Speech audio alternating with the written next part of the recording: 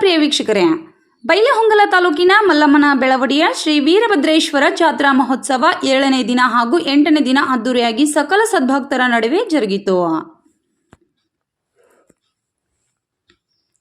ಶುಕ್ರವಾರದಂದು ವೇದಿಕೆಯ ಕಾರ್ಯಕ್ರಮದ ಸಾನ್ನಿಧ್ಯವನ್ನು ಶ್ರೀ ಗುರು ಅಭಿನವ ಸಿದ್ಧಲಿಂಗ ಮಹಾಸ್ವಾಮಿಗಳು ಸುಖದೇವಾನಂದ ಸುಕ್ಷೇತ್ರ ನಯಾನಗರ್, ಕಾರ್ಯಕ್ರಮದ ಉಪನ್ಯಾಸವನ್ನು ಶ್ರೀ ನಾರಾಯಣ್ ನರಸಿಂಗ್ನವರ್, ನಿರೂಪಣೆಯನ್ನು ಕುಮಾರಿ ಸೃಷ್ಟಿ ತಡಕೋಡ್. ಈ ಸಂದರ್ಭದಲ್ಲಿ ಪ್ರಸಾದ ಸೇವೆ ಸಲ್ಲಿಸಿದ ದಂಪತಿಗಳಿಗೆ ಸನ್ಮಾನಿಸಲಾಯಿತು. ಬಳಿಕ ರಾತ್ರಿ 10 ಗಂಟೆಗೆ ಮಂಜು ಆ್ಯಂಡ್ ತೃಪ್ತಿ ಕಲಾತಂಡದವರಿಂದ ಹಾಗೂ ಜೂನಿಯರ್ ವಿಷ್ಣುವರ್ಧನ್ ಇವರಿಂದ ಸಾಂಸ್ಕೃತಿಕ ಕಾರ್ಯಕ್ರಮಗಳು ಕೂಡ ಜರುಗಿದವು.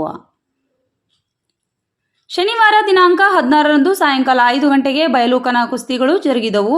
ವೇದಿಕೆ ಕಾರ್ಯಕ್ರಮದ ಸಾನ್ನಿಧ್ಯವನ್ನು ಶ್ರೀ ನೀಲಕಂಠ ಮಹಾಸ್ವಾಮಿಗಳು 3000 ಮಠ ಬೈಲಹೊಂಗಲ್, ಉಪನ್ಯಾಸವನ್ನ ಶ್ರೀಮತಿ ಪ್ರೇಮಕ್ಕ ಅಂಗಡಿ, ಅಧ್ಯಕ್ಷರು ಪತ್ರಿಬಸವೇಶ್ವರ ದೇವಸ್ಥಾನ ಬೈಲಹೊಂಗಲ್, ಕಾರ್ಯಕ್ರಮದ ನಿರೂಪಣೆಯನ್ನು ಕುಮಾರಿ ಪೂಜಾ ವಿರಕ್ಮಠ್ ಹಾಗೂ ಸಂದರ್ಭದಲ್ಲಿ ಪ್ರಸಾದ ಸೇವೆ ಸಲ್ಲಿಸಿದ ಮಹನೀಯರಿಗೆ ಸತ್ಕರಿಸಲಾಯಿತು.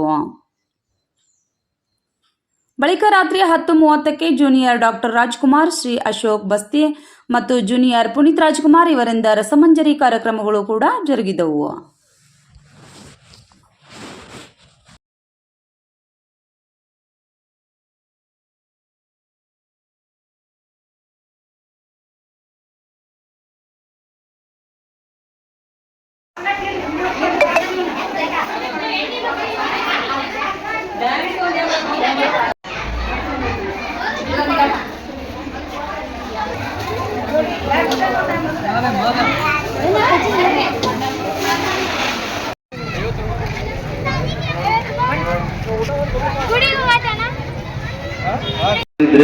ಇಷ್ಟು ಜನಗಳು ನೀವು ಬೇಕಾದಾಗ ಹೋಗಿ ಕುತ್ಕೊಂಡ್ರು ಕೂಡ ಆ ವಸ್ತು ನಿಮ್ರೆ ಅಂತ ನಿಮ್ಮ ಕೈಯೊಳಗೆ ಕೊಡುವಂಥದ್ದು ಒಂದು ವಿದ್ಯೆ.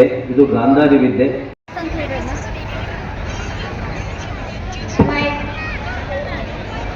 ನೀವು ದಾರಿ ಕೊಡ್ರಂಗೆಲ್ಲ ಚಪ್ಪಳೆ ಹೊಡೆದ್ರೆ ನಿಮ್ಮ ಮಕ್ಕಳನ್ನು ಕೂಡ ಚೆನ್ನಾಗಿ ಆಗ್ತವೆ.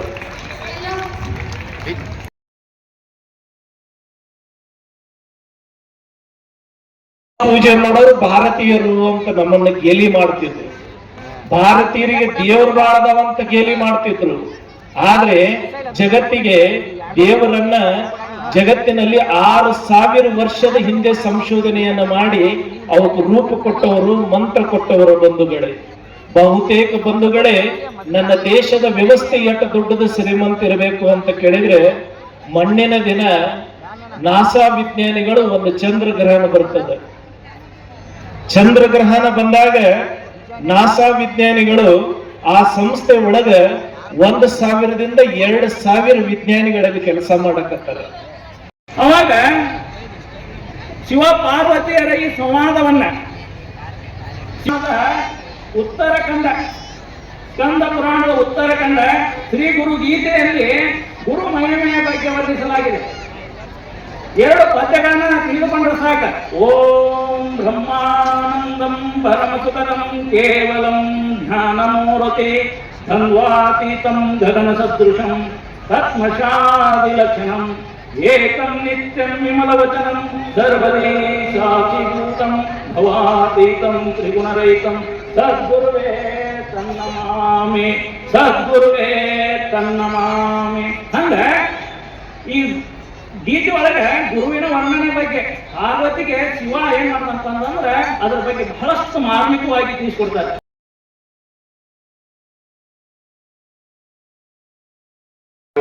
ಆ ಈಶ್ವರ ಕೊಟ್ಟಂತದ್ರೊಳಗ ನಾವು ₹1 ಒಳಗ ಒಂದು 4 ಆಣೆ ಆದ್ರೂ ದೇವರಿಗೆ ಅರ್ಪಿಸ್ಲಿ ಅನ್ನೋ ದೇವರ ಸಲುವಾಗಿ ಮೀಸಲಿಟ್ಟು ಅನ್ನೋ ಕಾರಣಕ್ಕ ಅನ್ನ ಪ್ರಸಾದ ಸೇವೆ ಪ್ರತಿ ವರ್ಷ ಮಾಡ್ತಾ ಬಂದೇನೆ. ಅದೇ ರೀತಿಯಾಗಿ ಒಂದು ವೀರಭದ್ರೇಶ್ವರ ನಡೆಸ್ಬೇಕಂತ ಅಂದ್ರ ಯಾಕಪ್ಪ ಅಂದ್ರೆ ಪ್ರತಿ ದಿವಸನು ಯಾವುದೇ ಒಂದು ನಾವು ಒಂದು ಕೆಲಸ ಮಾಡ್ಬೇಕಂದ್ರು ವೀರಭದ್ರೇಶ್ವರ ಒಳಗ ಬಂದು ಗುಡಿ ಒಳಗ ಕೈ ಮುಗಿಯೋದನ್ನ ಯಾವುದೋ ಒಂದು ಕೆಲಸ ಪ್ರಾರಂಭ ಮಾಡಲ್ಲ. ಅಷ್ಟು ಸತ್ತುಳಿ ದೇವರದಲ್ಲ. ಯಾಕಪ್ಪ ಅಂದ್ರೆ ಅವತ್ತು ನಾ ಇರ್ಬದ್ ದೇವರಿಗೆ ನಾವು ಹೋಗಿಲ್ಲಪ್ಪ ಅಂದ್ರ ಅವತ್ತು ಏನಾದ್ರೂ ನಮ್ಮ ನಿಜ ಜೀವನ ಒಳಗ ಕೆಟ್ಟ ಘಟನೆ ನಡೆದಿದ್ದ ಕರೆ. ಯಾಕಂದ್ರ ಅದ್ರ ಸತ್ತುಳ ದೇವ್ರು ಅದನ್ನ.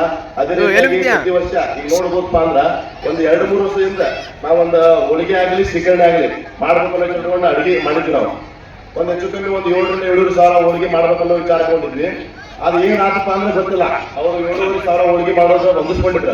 ಅದು ಏನೈತೆ ಗೊತ್ತಿಲ್ಲ. ವೀರಭದ್ರೇಶ್ವರ ಪವಾಡ ಐತೆ ಗೊತ್ತಿಲ್ಲ. ಅದು 15,000 ಹೋಳಿಗೆ ಮಾಡೋದು ಅದು ಉಣಗನ ಖಾಲಿ ಆಗೋದು. ಅಷ್ಟು ಶಕ್ತಿ ಐತಿ ದೇವರ.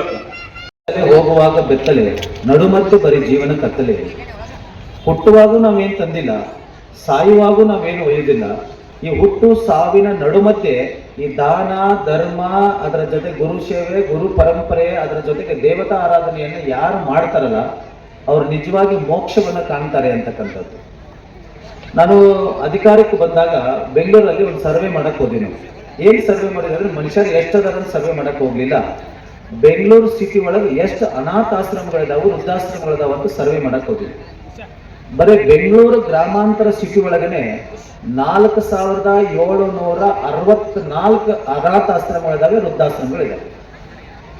ಜಯ ಮಂಗಲಂ ನಿತ್ಯ ಶುಭ ಮಂಗಲಂ ಜಯ ಜಯತು ಜಗಜ್ಜನನಿ ಪರಾವ.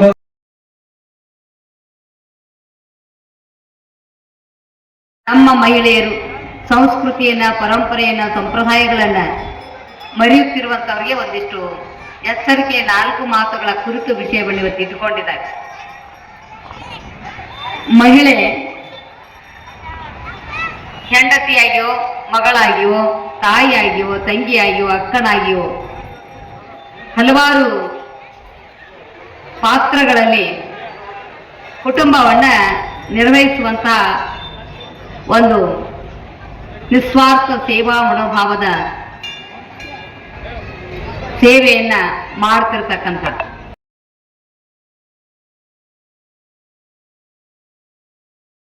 ತಿಳಿಸುತ್ತಾ, ಹಲವು ಮಾತೇನು ನೀನೊಲಿದು ಪಾದವನ್ನಿತ್ತ ನೆಲವೇ ಸುಕ್ಷೇತ್ರ, ಜಲವೇ ಪಾವನ ತೀರ್ಥ, ಸುಲಭ ಶ್ರೀ ಗುರುವೇ ಎನಗೆ ಕೃಪೆಯಾಗು. ಈಗ ಕಾರ್ಯಕ್ರಮದ ದಿವ್ಯ ಸಾನ್ನಿಧ್ಯವನ್ನು ವಹಿಸಿಕೊಂಡಂತಹ ಓರ್ವ ತಾಯಿಯಿಂದ ಇಡೀ ಜಗತ್ತಿನ ಪುಟಗಳಲ್ಲಿಯೂ ಕೂಡ ಹೆಸರು ಬರುವಂಗ ಮಾಡೈತಲ್ಲ, ಇದು ತಾಯಿ ಮತ್ತು ಹೆಣ್ಣಿನಿಂದ ಸಾಧ್ಯ ಆಗ್ಯದ ಅನ್ನುವಂಥದ್ದನ್ನು ಯಾರು ಕೂಡ ಮರೆಯಕ್ಕೆ ಹೋಗಬೇಡ. ಬರೇ ಬೆಳವಡಿ ಮಲ್ಲಮ್ಮ ಅಷ್ಟೇ ಅಲ್ಲ, ಕಿತ್ತೂರು ರಾಣಿ ಚೆನ್ನಮ್ಮ. ನಮ್ಮ ನಾಡಿನೊಳಗೆ ಇವತ್ತು ಮಹಿಳೆ ಅನ್ನುವಂತಹ ಹೆಸರೇನದ, ಸಂಸ್ಕೃತಿ ಅನ್ನುವಂತಹ ಪದಕ್ಕ ಕರೆ ವೇದಿಕೆಯನ್ನು ಈ ಜಗತ್ತಿನಲ್ಲಿ ಸೃಷ್ಟಿ ಮಾಡಿಕೊಟ್ರವರೆಲ್ಲರೂ.